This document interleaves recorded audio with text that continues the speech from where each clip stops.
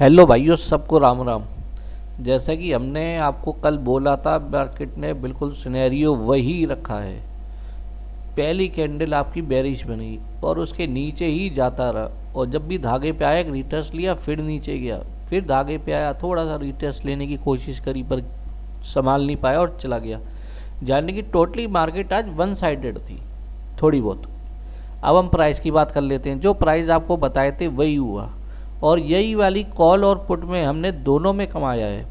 वो मैं आपको बताता हूँ कैसे। आप अगर हमारे टेलीग्राम चैनल को ज्वाइन करोगे तो आप वहाँ पे देख सकते हो कि हमने क्या क्या, कौन सी कॉल और कौन सी पुट बाय की थी। पहले हमने कॉल में कमाया, फिर हमने पुट में कमाया, और कैसे कमाया वो आपके सामने ये सारा है। अब सिनेरियो ये है कि आप सीखना तो चाहते हो, पर आपको ओआई डाटा का पता नहीं लगता कि ओआई कहाँ पे है, क्या कैसे करना है। ये तो चलो, हमारा ये प्राइस एक्शन काफ़ी अच्छा है, जिसकी वजह से हमें हमेशा प्रॉफिट होता है। पर यह है कि इसको सीखना कैसे है। मैं आपको बता दूं, यहाँ से यहाँ जाएगी, यहाँ से यहाँ जाएगी। इससे बढ़िया कि आप सीखने पे फोकस रखो। अब मैं बताता हूँ। पहले कल वाले प्राइस की बात कर लेते हैं, आज वाला तो हो गया। 25,050 का कॉल है।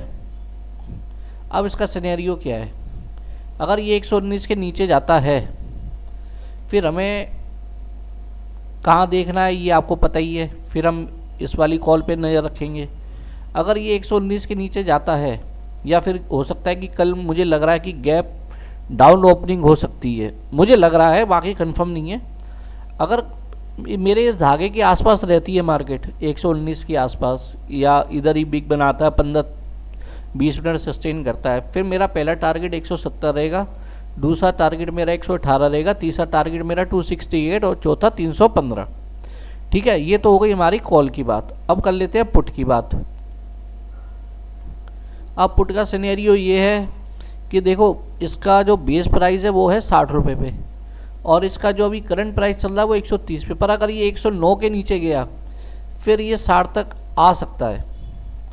और पहला टारगेट इसका अगर ये वही यहीं सस्टेन करता है, फिर पहला टारगेट हमारा 149 रहेगा, दूसरा 183 और तीसरा 219, और लास्ट टारगेट जो रहेगा वो है 256। ठीक है सर। अब हमें ये देखना है कि हमारा जो प्राइस एक्शन है यहाँ पे ये वॉल्यूम सस्टेन करता है या नहीं करता है। अगर यहीं पे सस्टेन करता है, फिर तो हमें टारगेट अच्छे मिल जाएंगे। काफ़ी हो सकता है हमारे इस लाइन से ही मिल जाए, हो सकता है कि इस ऊपर वाले की मिल जाए। तो ये हमें देखना पड़ेगा कि जितना ज़्यादा ओआई जहाँ का रहेगा, हम उसके अकॉर्डिंग चलेंगे। अब देखते हैं निफ्टी की बात, कि निफ्टी का अब सपोर्ट क्या बन रहा है, हमें क्या देखना है क्या नहीं देखना है, वो मैं आपको बता देता हूँ। अब देखो, जो निफ्टी का जो अब सपोर्ट जो बना है, उसके हिसाब से आपका रेजिस्टेंस जो है वो है 25,100 पे, और जो सपोर्ट है वो बना है 25,050 पे।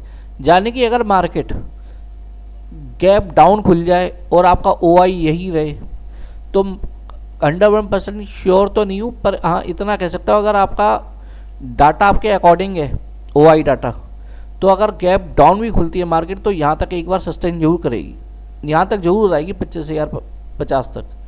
और गैप अब खुल जाती है और ओआई डाटा मेरे फेवर में है कि 25,100 तक आ सकती है मार्केट, तो ये आती है।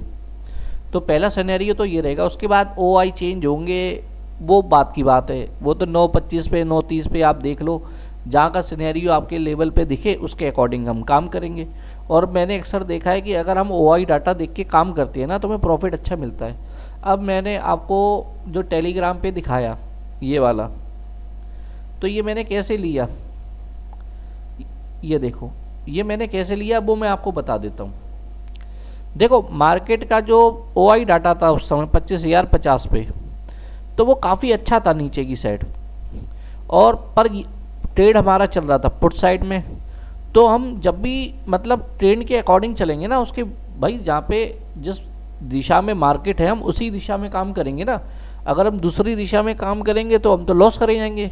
तो मार्केट था पुट साइड में, तो नीचे से बाइंग हुई है, पर जिस साइड मार्केट होती है उस साइड अच्छे पॉइंट मिलते हैं। और अगर किसी ने भी 25,100 पे बाइंग करी होगी पुट, तो 101% उसका टारगेट उसका 50 था और उसका अचीव हुआ होगा, क्योंकि मार्केट 2 बार खड़का के गई है। कि मैं यहाँ से नीचे जाऊँगी, और उसके बाद भी अगर किसी बंदे ने नहीं ली होगी तो वो उसका वो है, पर यहाँ पे प्रॉफिट के चांसेस अव्वल किस्म के रहते हैं।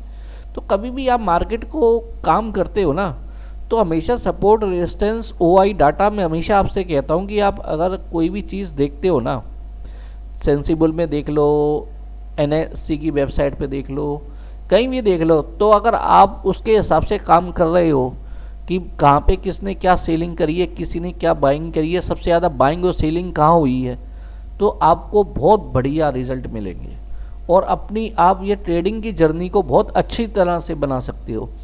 और कोशिश किया करो कि आपकी ट्रेडिंग को आप अच्छी तरह से बेहतर करो, जिससे कि आपका लॉस कम हो, प्रॉफिट अच्छा हो। अगर लॉस भी हो, मैं ये 100% तो कोई श्योर नहीं होता है, अगर लॉस भी हो तो 5, 10, 15 पॉइंट का हो। ये नहीं है कि आपका डीमेट अकाउंट खाली हो गया है तो उसका कोई बेनिफिट नहीं है। इसलिए जब भी मैं आपसे कोशिश किया करो कि जब भी आप कोई कॉल या पुट लेते हो तो या तो वो आपकी ट्रेड लाइन पे सपोर्ट पे आ जाए या रेजिस्टेंस पे आ जाए, या जिस प्राइस को आप ले रहे हो उसका एक्चुअल वैल्यू कितना है, मैं कहाँ ले सकता हूँ, ये आपको पता होना चाहिए। अगर आप इसके अकॉर्डिंग काम करते हो तो आपको कभी लॉस नहीं होगा। अगर लॉस भी होगा तो कुछ पॉइंट का होगा, ज़्यादा नहीं होगा। बाकी अगर नॉलेज अच्छी लगे तो भाई लाइक और सब्सक्राइब और फॉलो और शेयर जरूर करो। धन्यवाद।